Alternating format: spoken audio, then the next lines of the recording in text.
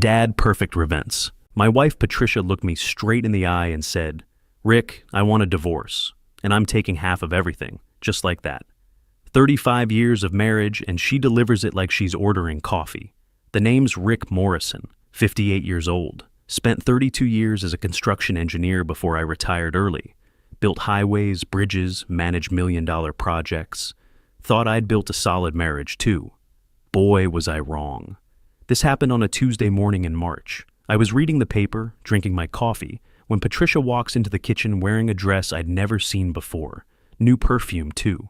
At 54, she was trying real hard to look 35. "We need to talk," she says, not even sitting down. I set down my paper. "What's on your mind, Patty? I've filed for divorce. The papers are being served to you today." Just like that. No build-up, no explanation. Like she was announcing the weather. Mind if I ask why?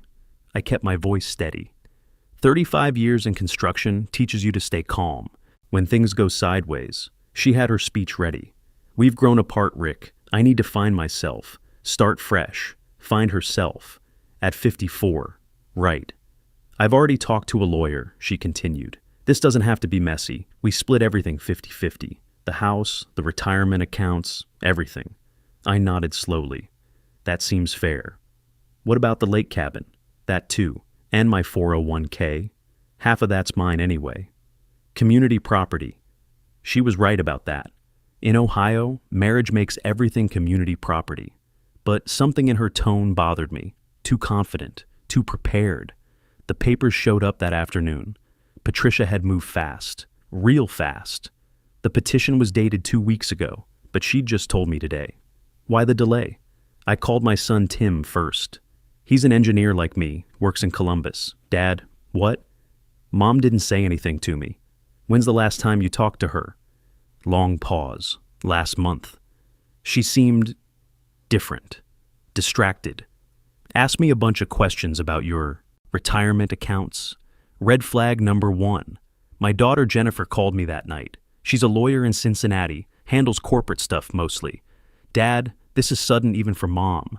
Has she been acting strange? Define strange. New clothes, new habits, secretive phone calls, all of the above." Jennifer was quiet for a minute.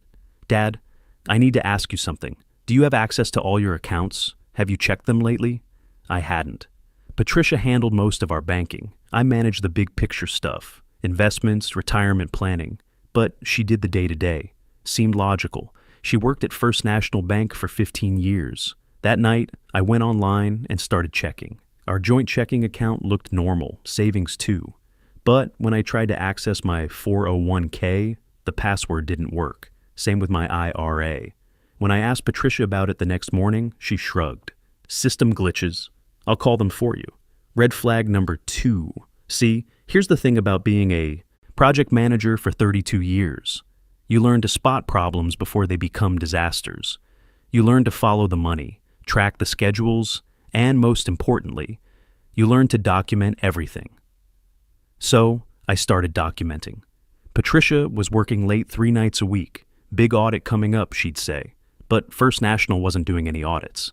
I called her supervisor, George Thompson. We'd been to barbecues together for years. Audit? No, nothing like that. Patricia's been leaving early, actually. Says she's taking some investment classes. Investment classes?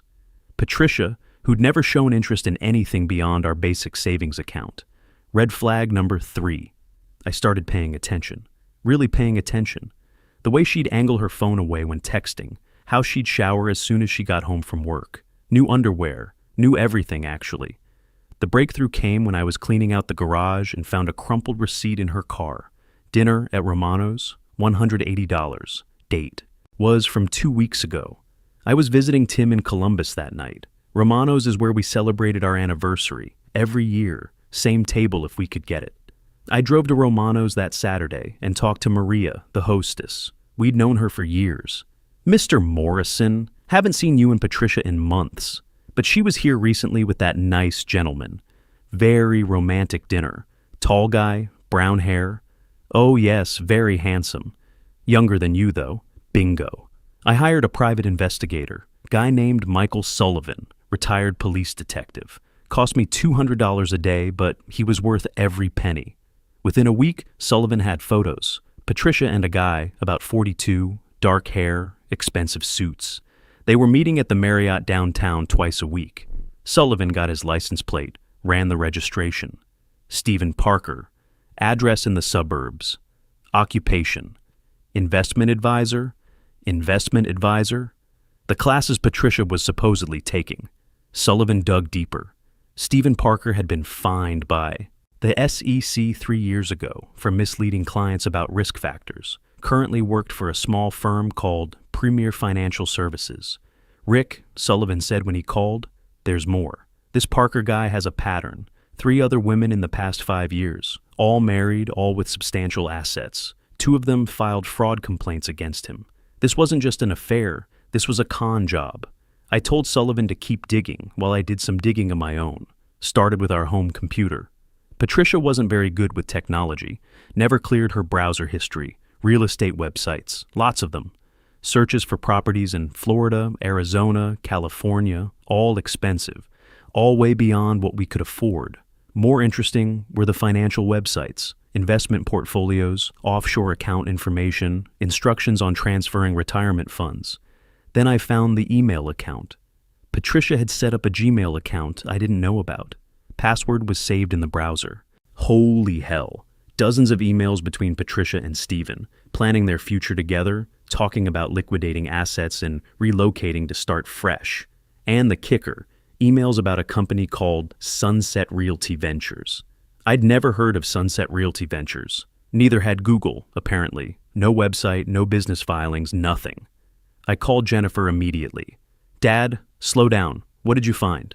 I read her some of the emails. She was quiet for a long time. Dad, this sounds like fraud. Serious fraud. Do you want me to make some calls? What kind of calls? I know people who handle this kind of thing. White-collar crime stuff. Within 2 days, Jennifer had connected me with a forensic accountant named Daniel Cooper. This Daniel specialized in hidden assets and financial fraud. Mr. Morrison, he said after looking at the emails, your wife and her boyfriend have been very busy. This Sunset Realty Ventures, it's a shell company, registered in Delaware 3 months ago. Guess who the registered agent is? Stephen Parker? Bingo.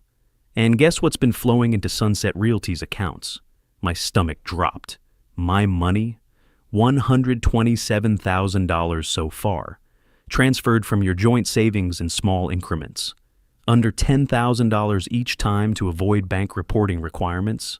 That explained why our savings balance looked normal. She was stealing it slowly, a little at a time.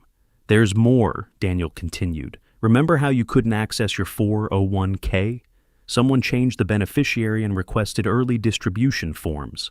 Haven't been submitted yet, but they're ready to go. How much is in there? About $480,000, my life savings. Everything I'd worked 32 years to build. What about my IRA? Same story.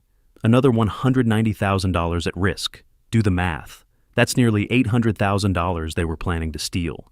Everything Patricia and I had built together, plus everything I'd earned before I even met her. I felt sick, but I also felt something else. Angry. Really angry. You don't spend 3 decades managing construction projects without learning how to handle thieves and con artists. I'd dealt with plenty of both. The key is patience, documentation, and timing. Patricia had no idea I was on to her. She was still playing the role of the unhappy wife who just wanted a clean break. Still making dinner, still sleeping in our bed, still pretending she gave a damn about our marriage. Time to set a trap. I started by securing what I could. Opened new accounts Patricia didn't know about. Transferred money from accounts she did have access to. Not everything. That would tip her off. Just enough to ensure I wouldn't be left with nothing. Next, I documented everything. Printed emails, copied financial records, photographed receipts, built a file that would make any prosecutor happy. Then I waited. The confrontation came on a Friday night in June. Patricia walked in around 9 p.m., claimed she'd been at her book club. Except her book club meets on Wednesdays. I'd checked. How was the book? I asked. What book? The one you discussed at book club tonight.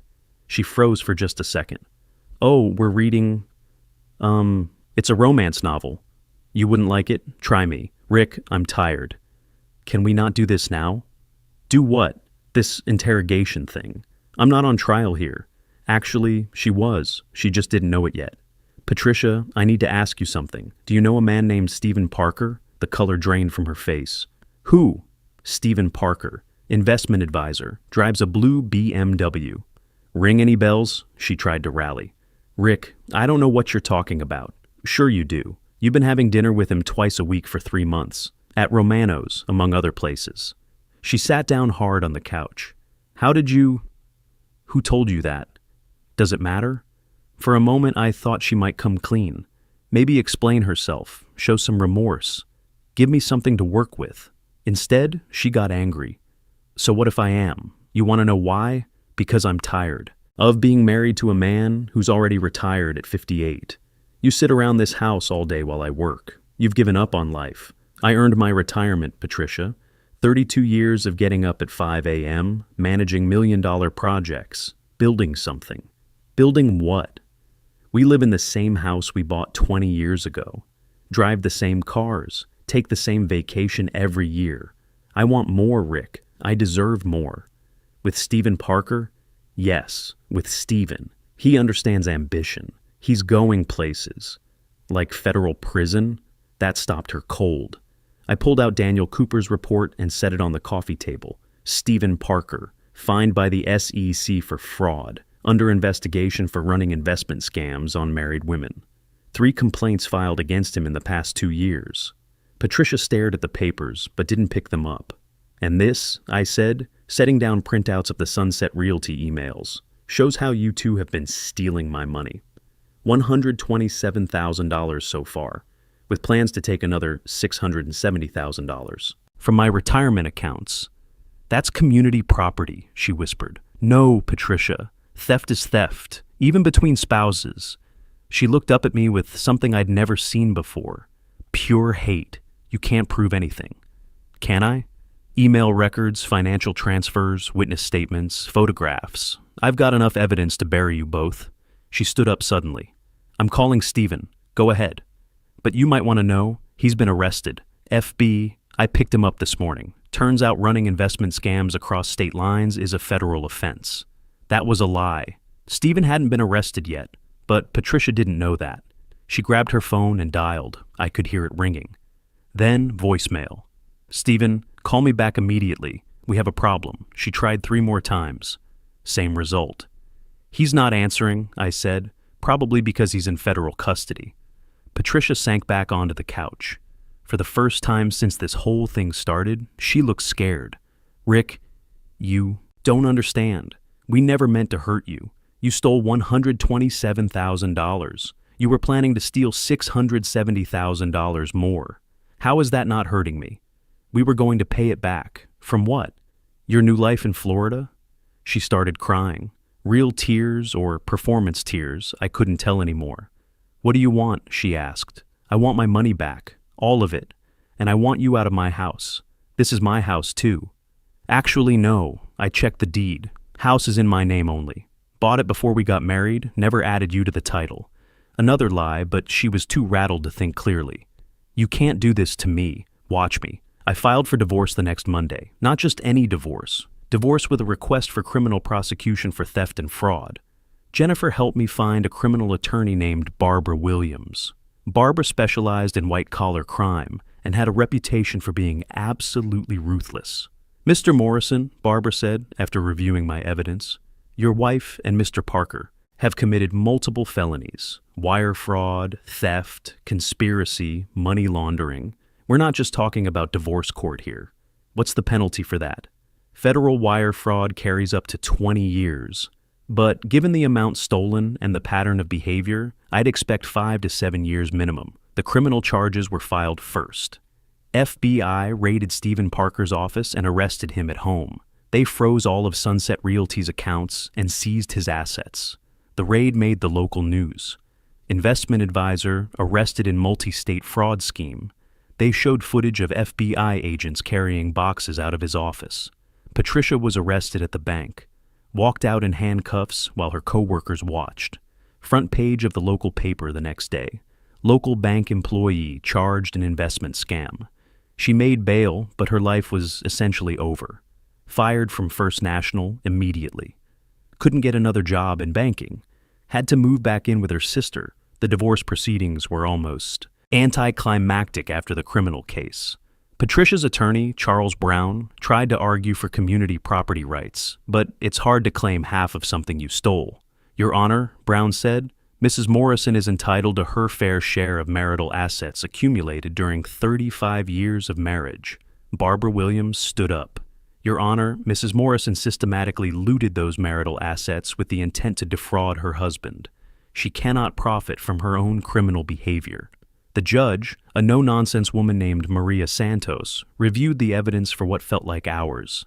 Mr. Brown, she finally said, your client participated in a scheme to steal nearly $800,000 from marital assets. The court finds that Mrs. Morrison has forfeited any claim to community property through her criminal conduct.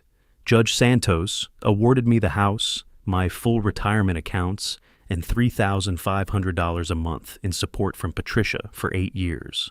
Not that she had any way to pay it, but the judgment was there.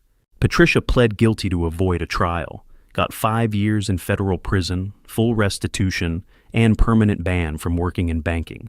Stephen got 7 years. Turns out he'd run similar scams in 3 other states.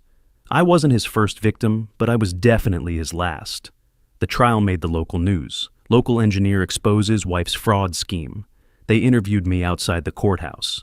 How did you figure it out? The reporter asked. Same way I managed construction projects for 32 years, I said. Pay attention to details, document everything, and don't let anyone steal from you. The reporter pressed me. What advice would you give to other men in similar situations? Trust your instincts. If something feels wrong, it probably is. And remember, it's never too late to fight for what's rightfully yours. That interview got picked up by a couple of other news stations. For about a week, I was the guy who caught his cheating wife stealing his retirement. Not exactly how I planned to be. Famous, but there are worse things. Tim and Jennifer were incredible through the whole thing. They testified at Patricia's sentencing hearing about how her actions had affected the family. She wasn't just stealing from Dad, Jennifer told the judge. She was stealing from her own children's inheritance. She was willing to destroy our family for money. Tim was more direct. What she did was unforgivable. Dad worked his whole life for that money. She had no right to take it. The judge listened to everything, then looked at Patricia. Mrs. Morrison, you betrayed your husband's trust, violated your professional obligations as a bank employee, and participated in a sophisticated fraud scheme. The sentence is 5 years in federal prison, followed by 3 years supervised release. Patricia was led away in shackles. I watched her go and felt nothing.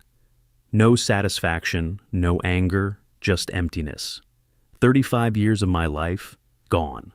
But that emptiness didn't last long. That was 2 years ago. Patricia's still in federal prison in Kentucky.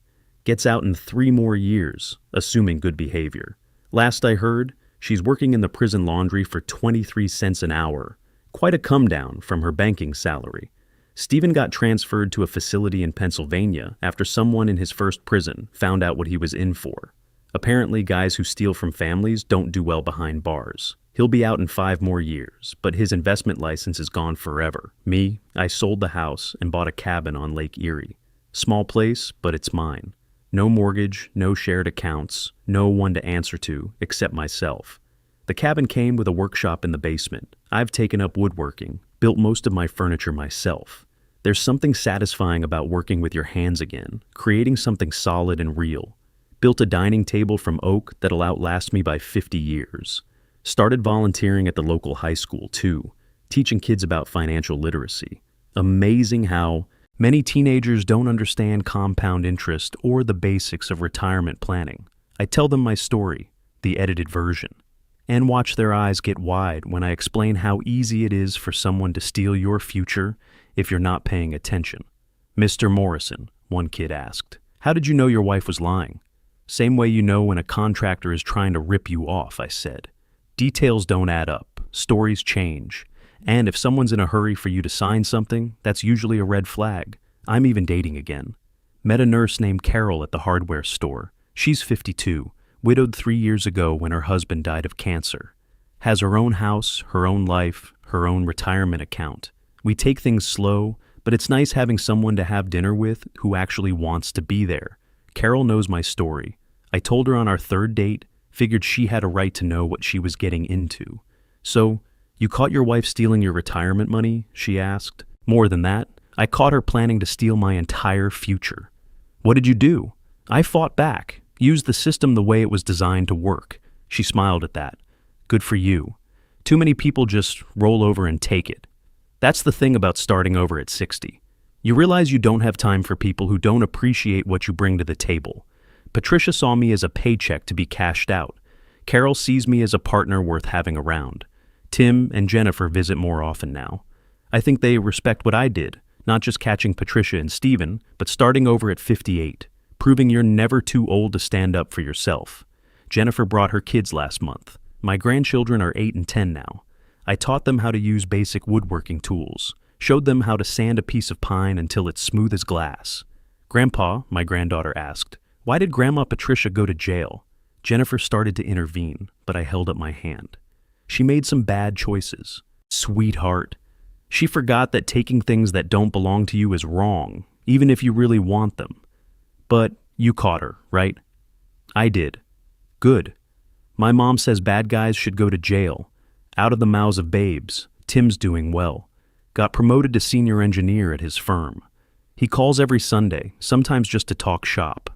We compare notes on project management, discuss new construction techniques. It's nice having a son who understands the work. Dad, he said last time, I'm proud of what you did, standing up to Mom like that. A lot of guys would have just taken the divorce and moved on. Your mom forgot something important, I told him. She forgot that I spent 32 years solving problems for a living. When someone creates a problem for me, I solve it. People ask if I'm bitter about losing 35 years to someone who turned out to be a fraud. Honestly, no. Those years taught me something valuable. I'm tougher than I thought. Smart enough to spot a con when I see one. Strong enough to fight back when someone tries to steal from me. And at 60 years old, I've still got plenty of good years ahead.